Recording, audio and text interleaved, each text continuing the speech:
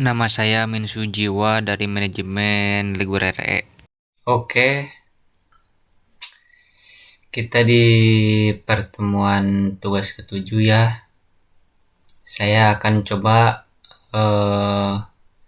mempraktekkan yang pertama profitability index, yang kedua break even point, yang ketiga profitability ratio, yang keempat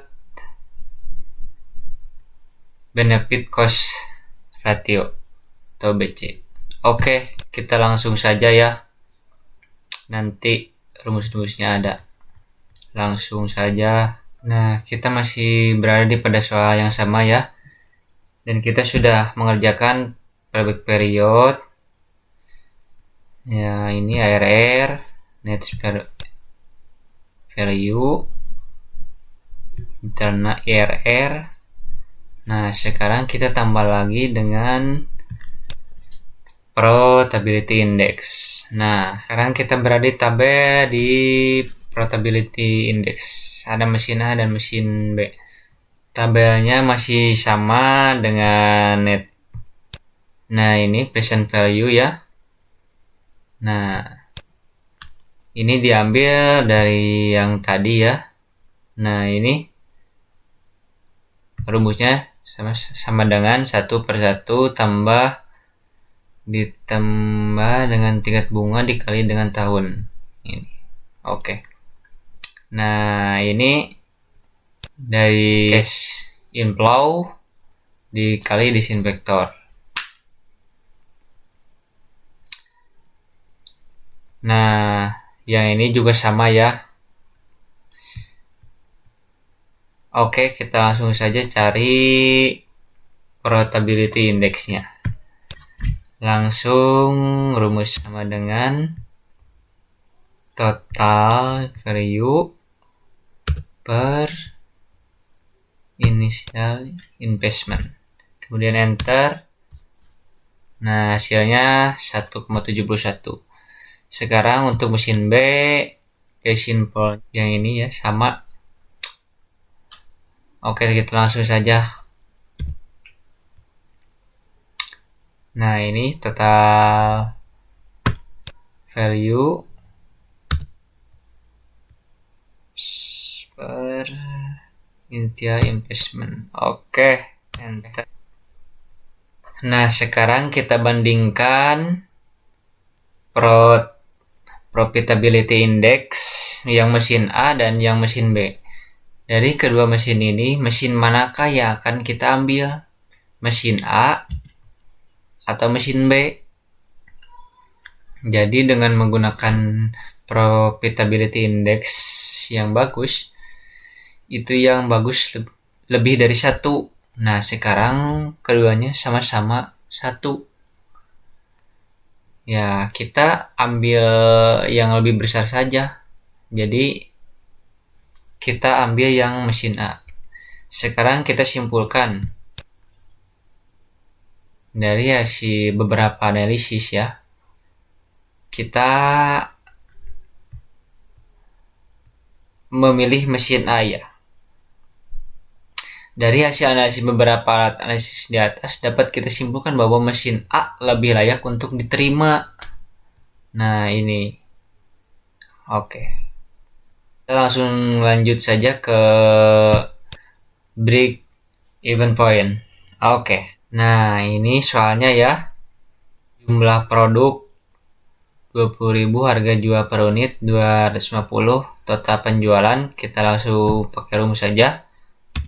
Sama dengan harga jual per unit kali dengan jumlah produk. Nah, untuk penjualannya 5 juta ya.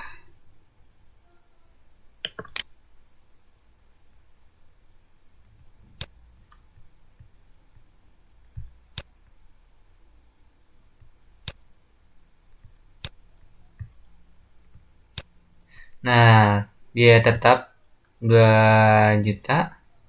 total biaya variabel 2.500, biaya variabel per unit 125, biaya variabel dibanding penjualan. Rumus sama dengan total biaya variabel per total penjualan. Nah, hasilnya. Untuk BP dalam unit menggunakan rumus ini sama dengan biaya tetap per kurung buka harga jual per unit dikurangi dengan biaya variabel kurung tutup, kemudian enter. Perusahaan tidak mengalami untung dan tidak mengalami kerugian pada saat jumlah unit yang dihasilkan ketika mencapai 16.000 unit. Kemudian ada BP dalam rupiah menggunakan rumus yang ini. Jadi sama dengan biaya tetap kurung per kurung buka 1 kurangi biaya variabel per unit per harga jual per unit kurung tutup, kemudian enter. Nah, ini artinya perusahaan tidak mengalami untung dan tidak mengalami kerugian pada saat keuntungan laba mencapai 4 juta. Oke, selanjutnya kita ke PR ya. Profitability ratio terbagi menjadi 4 ya. Yang pertama profit margin. Ya, ini soalnya ya. Saya sebagai perencana bisnis diminta untuk menyelesaikan analisis profit margin. Yang pertama kita membuat tabel seperti ini. NOI segini ya. Nah, kita menggunakan rumus sama dengan kurung buka ya, NOI per NS kurung tutup kali 100%. Nah, 16,7% ya. Nah, yang kedua earning power ya. Ini soalnya ya. Nah, saya sebagai perencana bisnis diminta untuk menyelesaikan analisis earning power. Nah, jadi earning powernya sama dengan NOI per TA kali 100%. Nah, yang ketiga ada return of investment. Nah, ini soalnya ya. Nah, kita akan menghitung ya, maka hasil ROI layak atau tidak menggunakan rumus ini ya. Cara penghitungannya sama dengan kurung buka NOI per TI tutup kali. Nah, return of investmentnya 33%. Nah, yang terakhir ada ini ya. Nah, ini soalnya ya. Kita sebagai perencana bisnis diminta untuk menyelesaikan rentabilitas modal sendiri. Oke. Rumus ini ya. Ini sama dengan NOP kurangi kurung buka NOP dikali dengan interest, kemudian tambah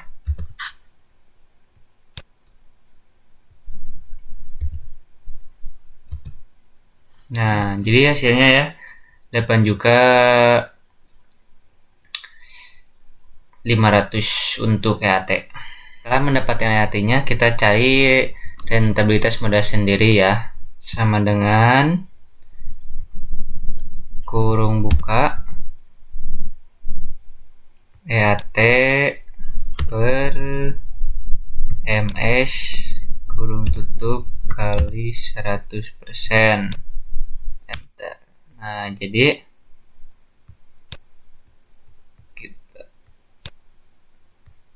nah ini tinggal di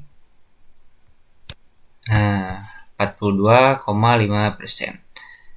Nah, untuk yang selanjutnya ya, ada benefit cost ratio. Nah, yang ini terbagi menjadi dua ya. Yang pertama benefit dan cost tetap. Ini ada soal ya. Ini soalnya. Dan kita hitung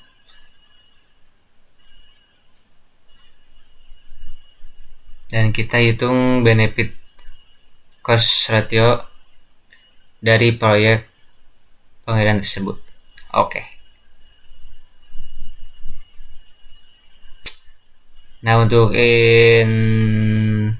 initial investment 1 miliar ya, rate-nya 5%, nilai reduksi 10%, depresiasi 30%, biaya operasional 20%. Nah, total biaya tahunan ini saya sudah menghitungnya tadi. Nah, menggunakan rumus yang ini nih. Nah, yang ini nih. Nah, oke. Nah, untuk benefit per tahunnya ada 126 juta. Nah, sekarang kita mencari benefit cost ratio-nya. Kita menggunakan rumus sama dengan benefit per tahun per total biaya tahunan. Enter. Nah, kita langsung tambah saja ini. Nah, 1,26. Dari hasil perhitungan rasio di atas lebih dari 1. Dapat disimpulkan bahwa proyek tersebut layak. Oke. Nah, untuk yang kedua ada benefit cost ratio tidak tetap ya.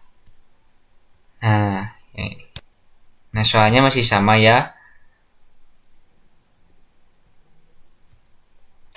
Cuma di sini diminta untuk hitung benefit ratio tahun ke-1 dan tahun kedua dan ketiga dari proyek pengirian tersebut. Untuk bunganya dari tersebut 5%, yang kedua 6%, dan yang ketiga 8%. Yang ininya sama ya, 1 miliar, bunga dan rupiahnya 50 juta, tahun kedua 60 juta, dan tahun ketiga 80 juta. Nah, yang pertama kita cari benefit cost ratio tidak tetap tahun ke-1 ya. Dengan menulis ini. Nah, ini yang tadi ya saya sudah mencarinya. Nah, dari rumus yang ini nih. Oke. Nah, untuk benefit ratio-nya, nah menggunakan rumus ini ya. Jadi langsung saja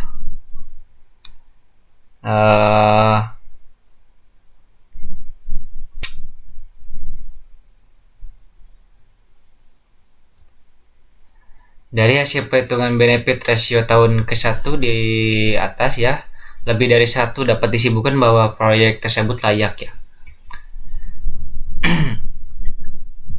Nah, ini saya juga sudah menghitungnya ya untuk tahun yang kedua. Langsung saja sebenarnya ini langsung saja tadi copy, langsung saja ke siniin. Nah, contohnya yang ini ya. Kita langsung saja Ctrl C, langsung ke sini, pasti ini langsung otomatis. Nah, ini kan 2 desimal ya, jadi tinggal di sini kan. Nah,